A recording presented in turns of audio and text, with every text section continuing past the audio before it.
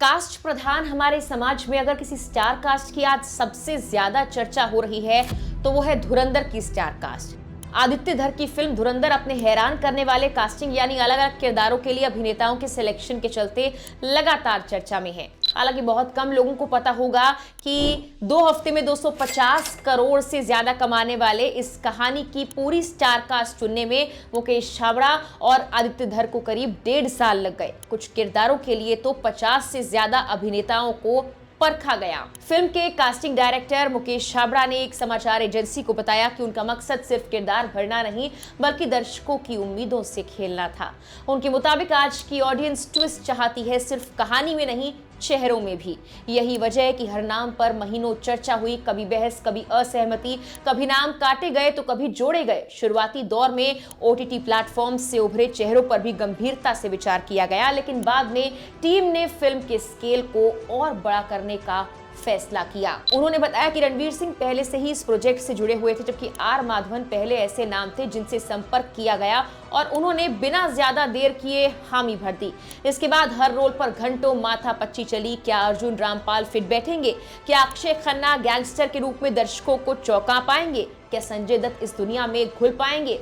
सवाल रोज बदले, जवाब रोज तलाशे गए। कास्टिंग डायरेक्टर मुकेश छाबड़ा ने कहा कि रहमान डकैत के किरदार के लिए तो 50 से 60 एक्टर्स की लंबी लिस्ट बनी, जिसमें साउथ इंडस्ट्री के नाम भी शामिल थे। आखिरकार अनुभव और स्क्रीन प्रेजेंस ने बाजी मारी और अक्षय खन्ना को चुना गया। एक ऐसा फैसला जिसने फिल्म को एक अलग ही वजन दिया।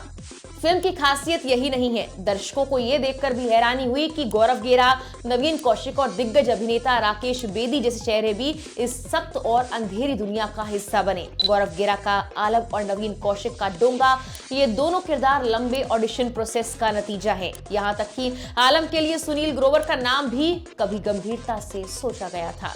लीड एक्ट्रेस की तलाश तो और भी लंबी रही। करीब 1300 लड़कियों के ऑडिशंस के बाद जाकर न्यू कमर सारा अर्जुन को चुना गया, जो पाकिस्तानी नेता जलील जमाली की बेटी यालिना के रोल में रणवीर सिंह के किरदार के साथ रोमांटिक ट्रैक में नजर आती हैं।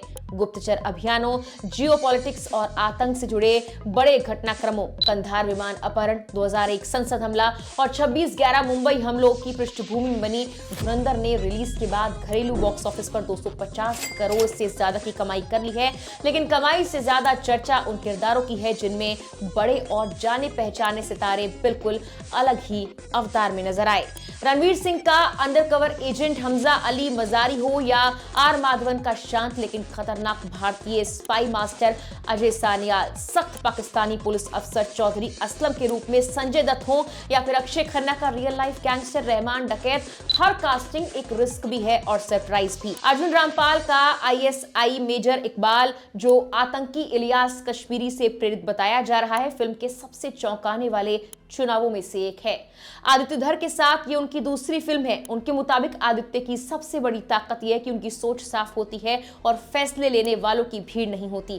कास्टिंग रूम में वो आखिरी फैसला लेते हैं और यही क्रिएटिव आजादी इस फिल्म में साफ नजर आती है।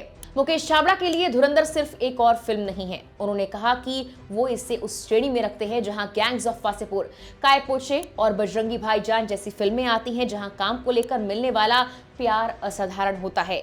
पिछले 1 साल में Delhi crime, the family man 3, महारानी और कई प्रोजेक्ट्स करने के बावजूद जो प्रतिक्रिया धुरंधर को लेकर मिली है वो उनके लिए अलग ही मायने रखती है।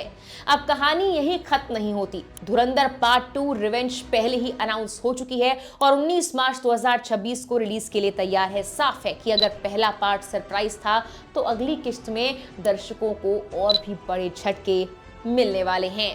फिलहाल के लिए इस वीडियो में इतना ही।